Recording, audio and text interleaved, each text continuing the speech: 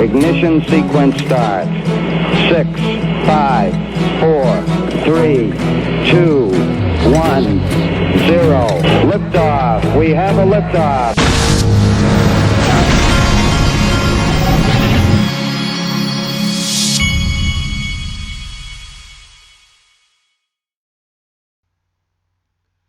Hey everybody, this is the Digital Asset Investor, and I'm having some coffee, and it is 1:30 in the afternoon. I did get a little bit late of a start today because my son had baseball practice this morning, and I ended up going and taking my other son to hit baseballs while that son was doing his travel ball practice. And so got caught up, then went to lunch, then got back, just got a golf cart. And I was dealing with that, and I went in to ask my son if he wanted to go on his first golf cart ride, and he said he didn't feel good. So my younger son must really not feel good because he turned down a golf cart ride, and he just got the golf cart. So that's where we are. All right. I wanted to start this video out with this. Mr. B did a poll on Twitter, and I thought it was interesting. Which best describes your XRP situation? Still buying when I can, 47.8%, holding strong, 41.7%, sold some to pay bills, tiny percent. I'm about 100% out, tiny percent.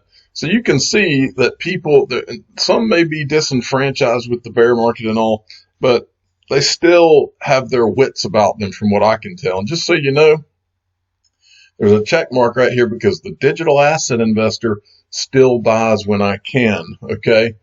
Okay, moving along. This is from Mickey B. Fresh. This guy is smart.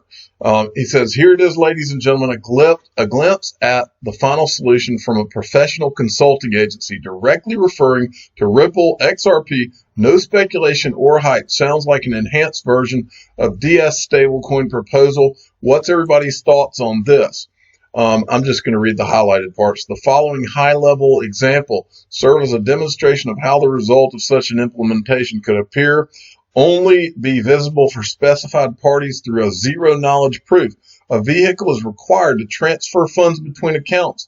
The institutions could utilize a stable coin of choice, such as Ripple, XRP, or one developed in their consortium, according to Ripple. Each member bank could purchase an amount of stablecoin. They then peg to the value of their currency of choice at the time of the transaction and trade it across the network to then be cashed out in the receiving end of the currency of choice. Each member bank would then have the option of using a stablecoin to enable transactions across border and conduct the transactions over multiple currencies and forms of collateral. Stable coins are stabilized in several ways. First, being backed by another asset, gold, dollars, or other cryptocurrencies. In the case of cryptocurrencies backing stablecoin, a larger reserve is held across the network to prevent price shocks of the underlying cryptocurrency from affecting the stablecoin. These stablecoins can also be backed by algorithms that are charged and validated from central banks into their network, similar to how government can print more currency. And then it says about Capco. This is the consultancy. It's a global technology and management consultancy dedicated to the financial services industry. Unrivaled industry knowledge to offer our clients consulting expertise, complex technology, etc. All right. So what I want you to get out of this, and this is where it's all going, and it's all coming together pretty clearly. Ripple being the one, and then Stellar, in my opinion, being the second one. These guys are going to be issuing people are going to be creating stable coins on the Ledger and on the Stellar network.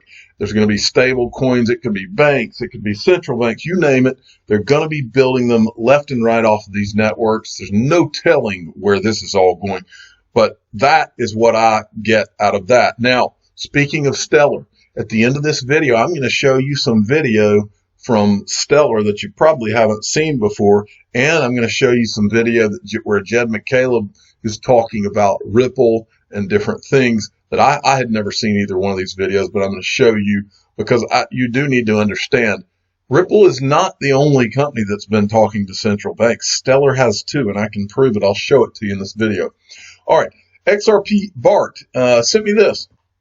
From Fiat Leak, attention, SBI virtual currency. Every member of the cryptocurrency community who likes or retweets this post is petitioning you to reveal the trade activity on your exchange via public API. What they're complaining about here, folks, is like we've talked about on this channel. You are not seeing the real price discovery with XRP. You're just not, because SBI virtual currency is just one exchange that is not, that I know of, that is not reporting what goes on their exchange to places like CoinMarketCap or, in this case, Fiat Leak. And this tweet was genius because all of us want to see that real price discovery. And there's a reason we're not getting it. What the reason is, I don't know. But it's a great tweet, so I retweeted that. You should too. Okay, I wanted to show this XRP yo-yo has been putting out some really good videos, and this is another one I'm going to show you. U.S. should go back to the gold standard for our currency.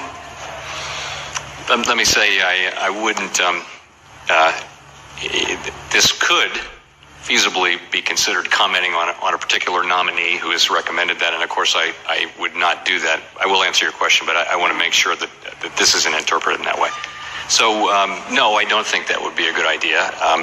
The idea would be Congress would have to pass a law, and that law would say that our job with monetary policy is to manage the level of the dollar, stabilize the dollar price of gold.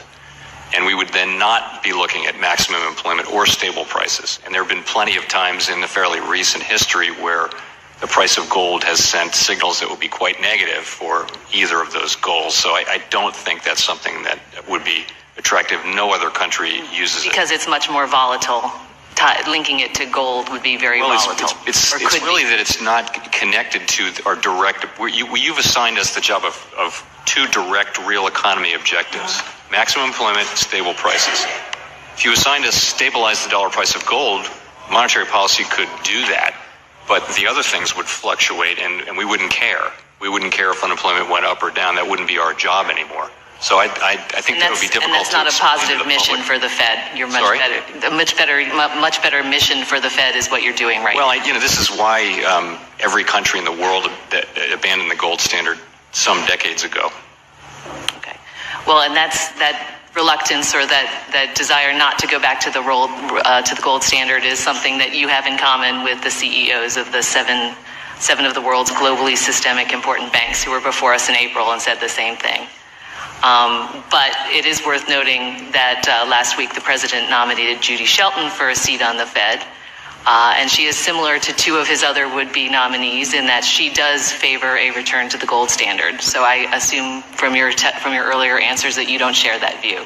I don't share that view, but I would never comment on the views or any particular nominee. We do not play a role in the nomination process.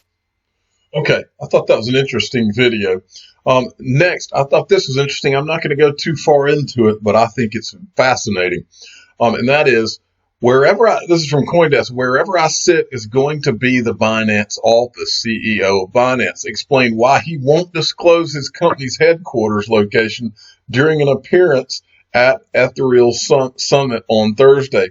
So he intentionally does not want to have a headquarters. I find that very interesting.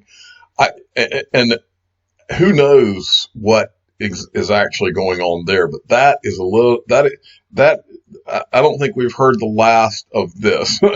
This guy has got to be on some people's radars with a comment like that. Okay. And then, I was going to play this video, but I don't think I need to. This is Coinbase. If you want to see it, go to Coinbase's Twitter feed. We're just a few days away from the Bitcoin halving, which takes place on May 11th. Halvings may make new Bitcoin more scarce, and history has shown that scarcity can impact demand and price. Watch this explainer video to find out more about the halving. You can go and watch this if you want to go see it. Okay. I got 2 or 3 more interesting videos from Yo-Yo, and whoever this is has come on strong in the last couple of weeks. Watch this one. They just had the big BRICS meeting in Brazil, and Putin came out and said that the dollar was going to collapse shortly. Now, the question is, he's been working with a variety of parties to do separate payment systems outside of SWIFT and the different systems that the U.S. used to implement sanctions. Anyway, and if you want to really start to shift market share away from the dollar, what you need is Russia and China to come together and work with the BRICS to build alternative payment and swap systems. The central banks, since the Asian financial crisis and really since the financial crisis, have been trying to build lots of swap systems away from the U.S. to just build capacity. But anyway, it was kind of surprising because Putin's not one for bluffing. And to me, one of the reasons I'm trying to finish the state of our currencies now is I'm trying to figure out, to what extent was he just talking his book and bluffing, or have the BRICS put together enough swap systems and payment facilities to start to make serious market share inroads to the dollar and so circumvent the sanction system? He's signaling there that they have a new way around it, and that's his first really public statement like that. Well, here's the thing. It's not 0 or 1. When you go, so I go back from when we transferred from the sterling to the dollar, that process took many decades, many decades, depending on how you want to count it. And it was one of the reasons the American Wall Street tried so hard to get the Federal Reserve Act passed in 1913 was they couldn't play internationally as a reserve currency without a very tight central bank. But if you look at the process, it's not 0-1. And at different times, when the euro came out in 99, you started to see the euro take market share, and to a lesser extent, the yen take market share. The euro and the yen right now are the only ones that can take any significant capacity. But if you're going to Okay, I thought that was an interesting video too. And then here is one more. This is from Jim Rickards, and this is also from XRP Yo-Yo. I may have played part of this clip before, but it's still, the more you can hear some of these Jim Rickards clips, the better off you are. Gold as money fall down. Every single one of them. There is no impediment to having a monetary standard based on gold. And if you do, I'm not saying it's going to happen tomorrow.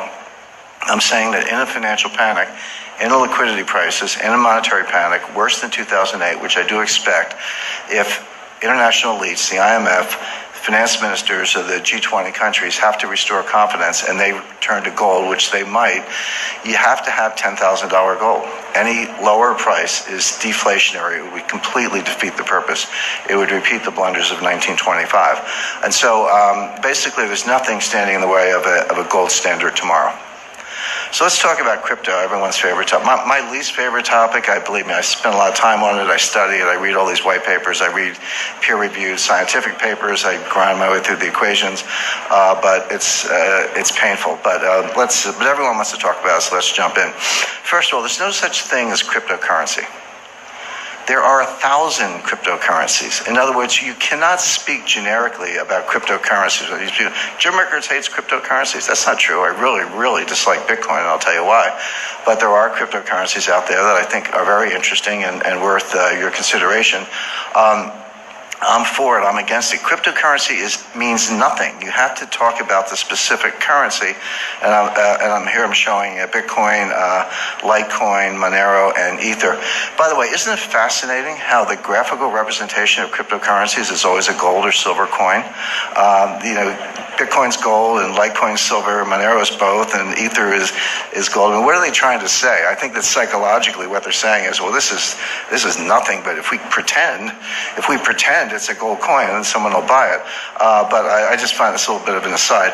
But no, it's the same thing is true with fiat currencies. You can't be like or dislike fiat currencies generically. Some people do because they just hate central banks. I understand that. But it's a big difference between a Venezuelan Bolivar and a euro. Big difference between a Zimbabwe dollar and a U.S. dollar. So in other words, don't talk to me about cryptocurrencies. Tell me what specific one you want to talk about, and that's a more interesting conversation. Yeah, he makes a pretty good point there, I thought.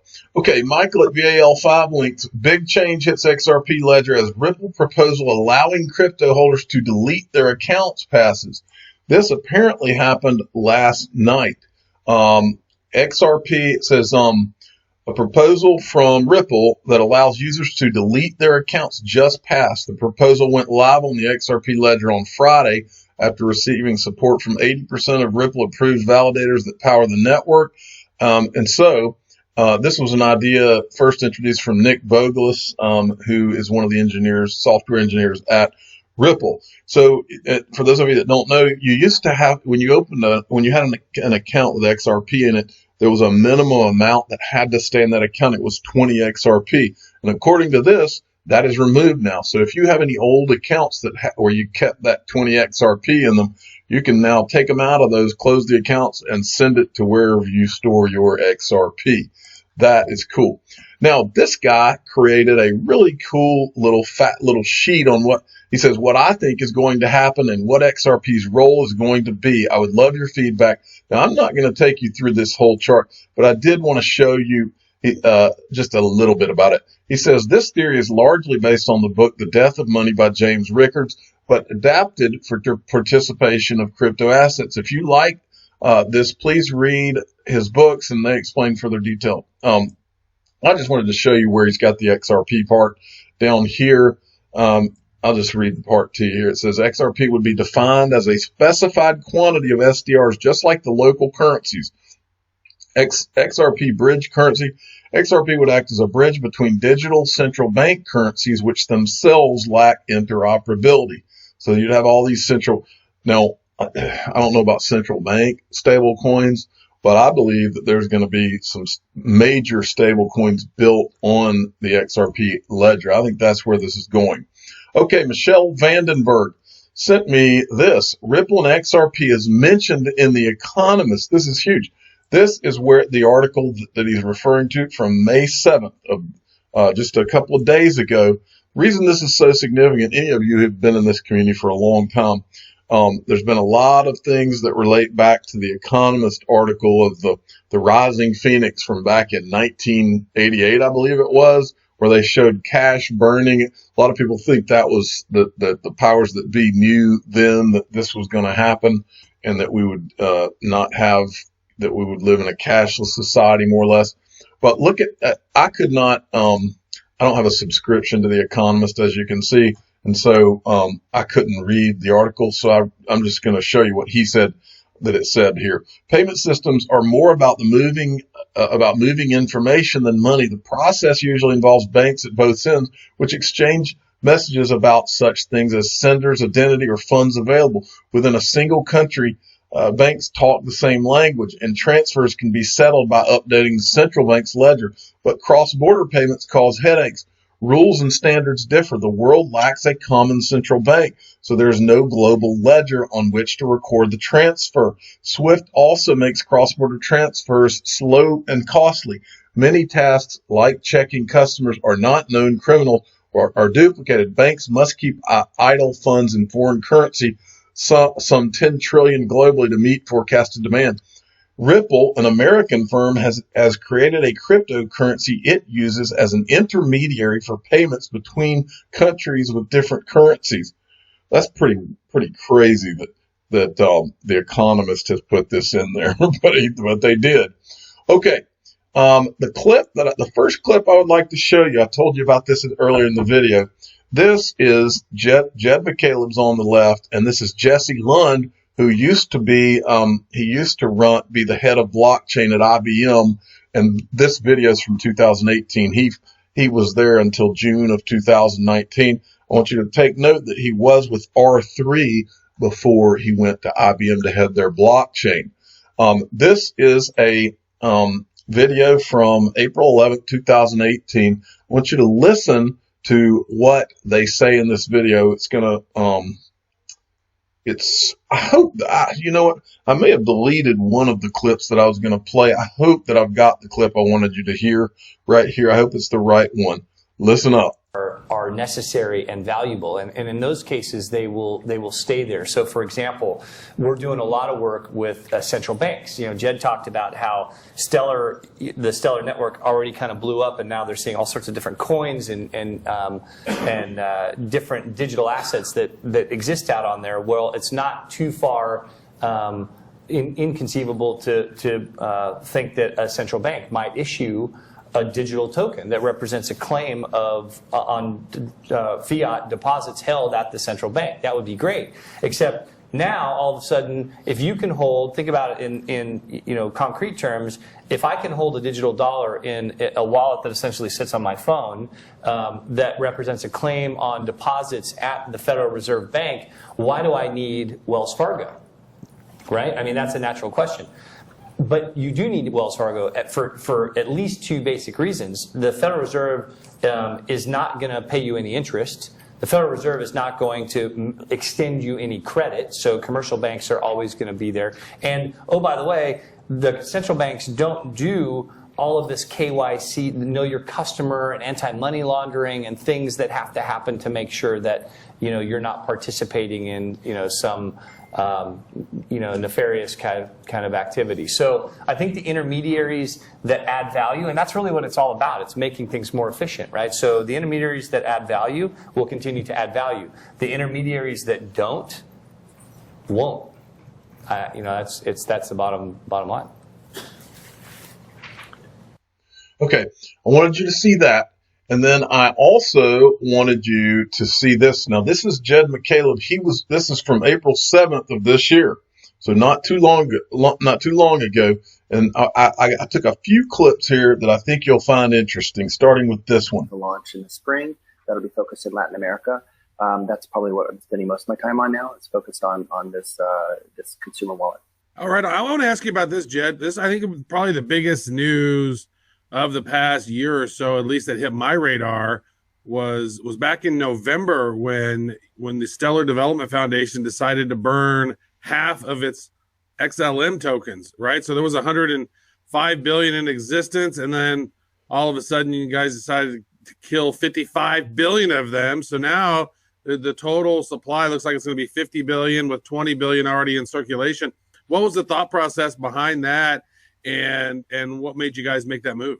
Yeah, so there was a lot of motivations for doing that. I view all of cryptocurrency as sort of this ongoing experiment, and people are trying to understand and make these new networks and economic models work, right? And so, when we first started Stellar, you pick the number of tokens, but it's a little bit arbitrary how many tokens exist, and essentially just the and maybe at the time it was the right number, but as of today, that was no longer the right number to have out there in the world, right? So it was a way to just kind of get the number of tokens in the network aligned with kind of what we needed to achieve. And when we kind of looked at okay, here's the number of lumens we're going to need to do the things that we want to do over the next, say, 10 years, there was just a bunch of extra. And rather than try to shoehorn them in or try to come up with other ways that we could use them to benefit the network that would probably maybe be counterproductive, we just made the hard decision to actually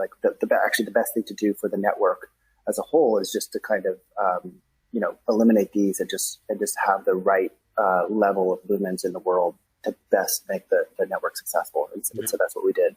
We could have taken them off your hands. If you wanted to get rid of them, we could have given you our address. Right. No, there's been lots of offers for this, but yeah. just saying, in future reference. Right. No, Jed is unloading things the right way. In fact, this article on Cointelegraph from earlier in February, the headline is Ripple co-founder Jed McCaleb sold 1 billion XRP and has 4.7 billion left. That's not a small bag of XRP. No, yeah, the whole Ripple saga is long and complicated, but yeah, and somewhat unfortunate, but yeah, that's kind of how it ended up now. So. And you're behind so many projects. So Ripple and Stellar are two of them. And of course, if we really want to date you and go way back, you're the guy that was behind the original crypto exchange, Mt. Gox.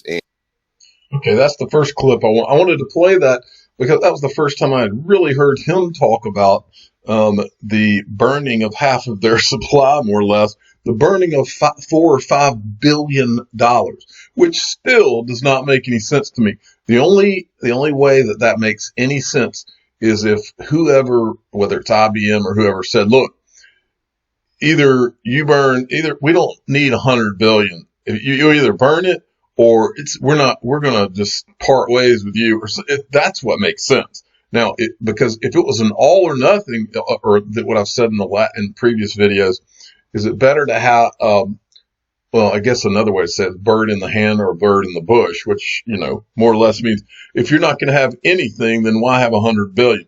If you're going to have something, if you take it down to 50 billion, then there you go. That would be the reason to burn $5 billion. But it's still, I haven't heard any explanation that makes any sense whatsoever about burning $5 billion. Okay.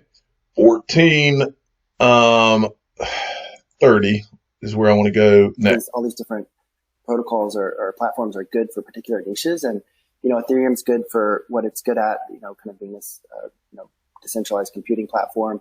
But for issuing tokens and issuing what they call stable coins now, I don't really like that term, like these fiat tokens, and just like if you want to represent some sort of value in this distributed way, Stellar's perfect for that. It's what it's built for. So as people kind of realize that, it's like in the case of Ken, they were like, well, if we actually issue this on Ethereum, there's no way that this network can scale to hold it. So they thought about Stellar because it scales much better and it's designed from the first place to represent these things, right? So, there's other projects like that, like Franklin Templeton just announced some sort of money market fund that they want to put on Stellar, which is essentially like a stable coin that will bear interest.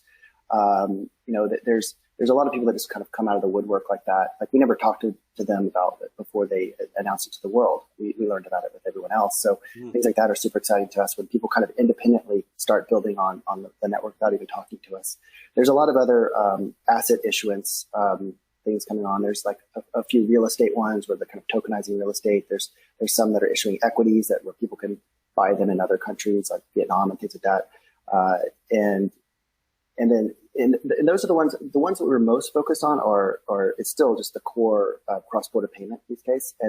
And for there, we kind of realized that, and I think one of the reasons why crypto adoption has, by some ways of looking at it, has been actually quite slow. Like there's a lot of hype and a lot of people interested in it, but actual use by people is actually pretty low still. It is because you kind of need to build this network, and it's very hard to do that.